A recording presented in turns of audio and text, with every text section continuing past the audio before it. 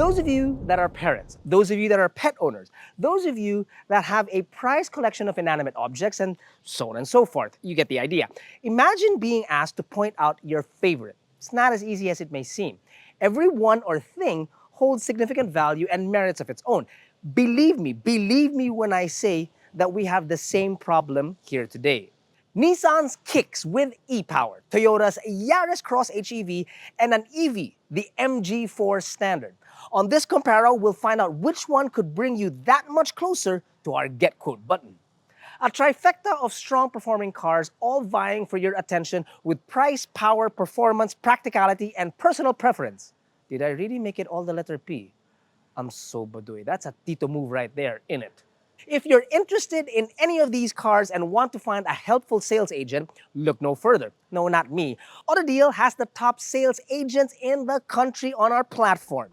Download the AutoDeal app from Google Play and compare offers from different dealers at the click of a button. And don't you worry, we'll hit the App Store real soon.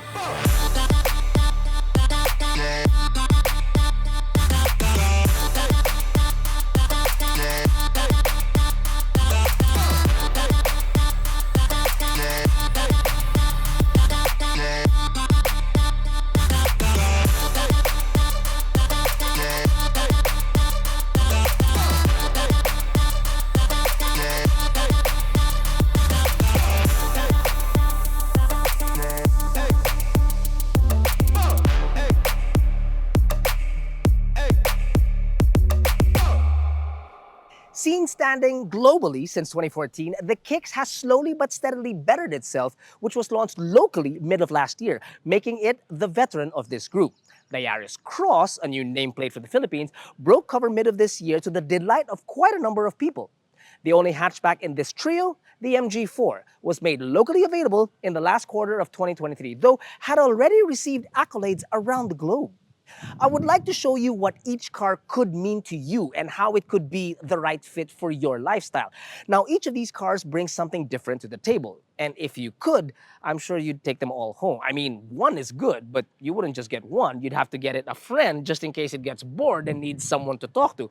And then it would be ridiculously irresponsible not to get it a third in case they get sick of each other. However, these aren't squishmallows where you can pick up the whole set at the drop of a hat. In fact, that's where we'll start. Its price. Whip out the trusty AutoDeal app and you'll find the Nissan Kicks e-Power at 1,554,000 Philippine pesos for this top-of-the-line VL in white, which includes the 15,000 peso premium for the color. The MG4 EV does have a Lux model, but our standard model here is priced at 1,468,888 pesos. The top-of-the-line Yaris Cross HEV has a sticker of 1,598,000 Philippine pesos and can start as low as 400,000 Philippine pesos less for the non-hybrid. Be that as it may, the theme for today is cars with some form of electrification to help move them. Because after all, that is where the automotive industry is headed, whether you like it or not. And the cars that we have here today might be the best introduction into that future. So knowing all of that, on paper, it does look like the MG has already caught the competition with their pants down. It is, after all, the most affordable of the three. And it's hard to think that's already the full electric vehicle. Now, all three cars are within a familiar vicinity in body size, passenger complement, cargo hold, tech, and so on, including prices. They differ, however, in the matter of its mode of power, which I believe is one of the largest selling points of these cars.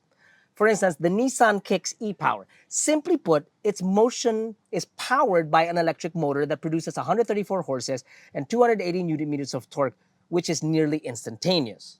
The motor draws current from the batteries underneath. The batteries are charged by the regeneration from the brakes and a 1.2-liter three-cylinder gasoline engine. It is, for all intents and purposes, an EV that has no range anxiety because it's got its own charging station right under the hood. When the batteries are fully charged, the Kicks has the ability to operate solely on electric power. Oh, and good legs too. Our drive from Manila to Misibis, we were doing 20.3 kilometers per liter, which is, as you'd figure, is a mix of very different road conditions. If you'd like to see the video where Jack and I drove the Kicks all the way to the south, and I mean the south, the links are in the description below. The Yaris Cross HEV is the #1 Philippine car company's dog in this particular fight, and it's predictably reliable because it's powered by a 1.5-liter four-cylinder gasoline engine that produces 91 horses and 121 Nm of torque mated to a CVT and paired with an electric motor. It is the only one of the three which uses gasoline to propel itself alongside the electric motor. However, it too can operate on just electric power when inside the set parameters of the batteries. It's got some crazy fuel efficiency too, because our review returned 13.9 kilometers per liter inside heavy city traffic and 27.6 on the highway. But full disclosure, that's a 50-kilometer drive on SLEX with good traffic. Probably also because that it is paired with an electric motor that produces about 80 horses and 140 newton meters of torque, so that most definitely helps. Now, unlike the other two, the MG4 only operates as an electric vehicle. The drive comes from a 125 kilowatt motor which is powered by a 51 kilowatt battery and in total produces 168 horses and 250 newton meters of torque. A DC fast charger, such as the one that you'll find on EDSA and down south in Mamplasan, can give you a 25% charge in just 10 minutes at roughly the same pump prices. If you're not in a rush, lower charging speeds such as your home will undoubtedly cost far less. Driving it closer to the car's maximum potential is quite fun, but doing it too often, and the battery will obviously take a hit. Properly driven, however, the advertised range is 350 kilometers for this standard variant, and it's really quite realistic. If it were simply a numbers game, it's obvious that the Kicks e-Power can accomplish the most amount of work with 280 newton meters of torque. However, at 168 horses, the MG4 can complete a task point A to B much faster. The question now is to you. Do you need a car to carry, or do you possess the luxury of speed? The engine and/or electric motor is one thing, but what's the point of all that power and speed if it doesn't translate well into its drive? Each has its own advantages and disadvantages. The trick is to find the options and comfort that you can live with, which doesn't compromise your needs, especially when you're sitting inside the cabin. Let's start with the disadvantages. Although they're not large, they may have one up against each other. For instance, in the Kicks, the interior of the Kicks is, well, not as plush as the other cars, because this is a little bit more utilitarian. The good thing about it is, see, an advantage and disadvantage, is that 20,000 kilometers later, it's still going to look like exactly how you rolled it out of the showroom. So there's good and bad to that. In the MG4, it's somewhat the same story. It does have Apple CarPlay and Android Auto, but both of those are not wireless. And again, it doesn't have a wireless charger. Then for the rear, there are also no air vents. And here's the killer. In that car, which has a full suite of advanced driver assist system, and it's full electric, it doesn't have a reverse camera, which is really quite surprising. And another thing, of the three cars that we're comparing, the MG4 is the only one with fabric seats. Now, compared to the other two, if you want a no-brainer of a choice because it's up on features, and just features, mind you, it's definitely going to be the Yaris Cross because it has everything that those two cars don't have. It's got wireless Apple CarPlay, wireless Android Auto, it's got a wireless charger, it's got air vents at the rear, it's got leather, and it's got one thing that those two cars definitely do not have at all, even as an option in those price ranges, which is a sunroof.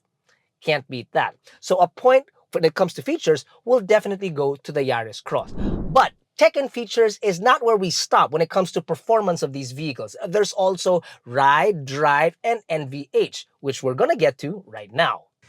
Let's start with the Yaris Cross. I love the way it drives. I love the steering inputs because it's very precise. I love the fact that it keeps bumps at bay, rubble, whatnot inside the city. The suspension is just really good. I love the ground clearance too. The issue, however, is, well, the NVH. See, when you're driving around, whether in the city or on the highway, the road noise will tend to creep in.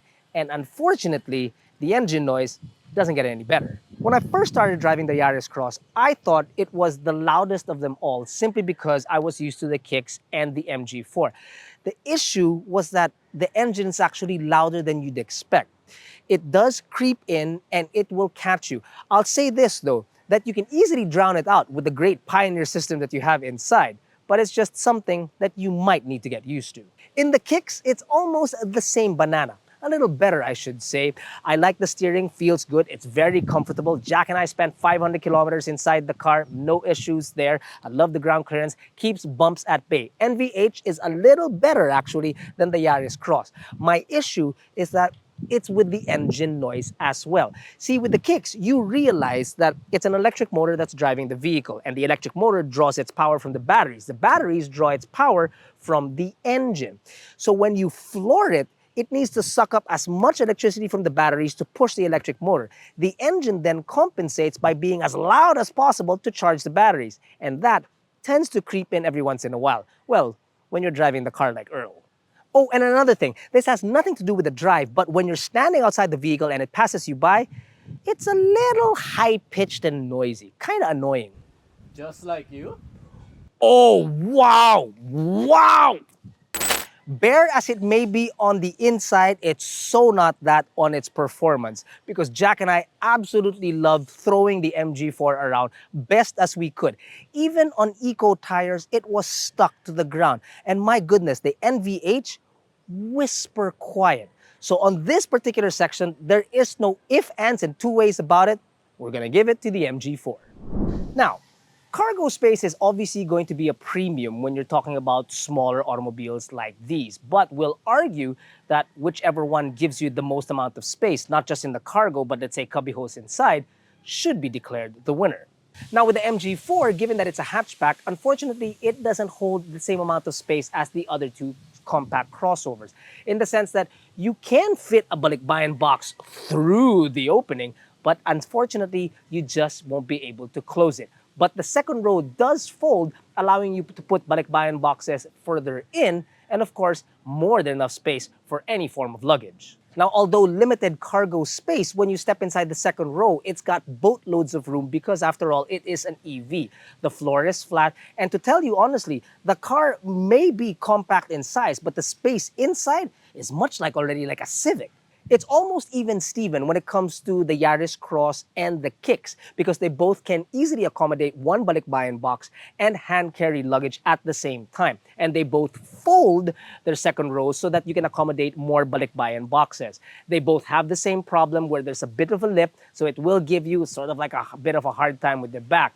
Now, when it comes to passenger comfort, they're actually almost identical. Maybe a hair better for the Yaris Cross because it does have a lot more bottle holders inside the car. You're looking at 3 by the passenger and 3 by the driver.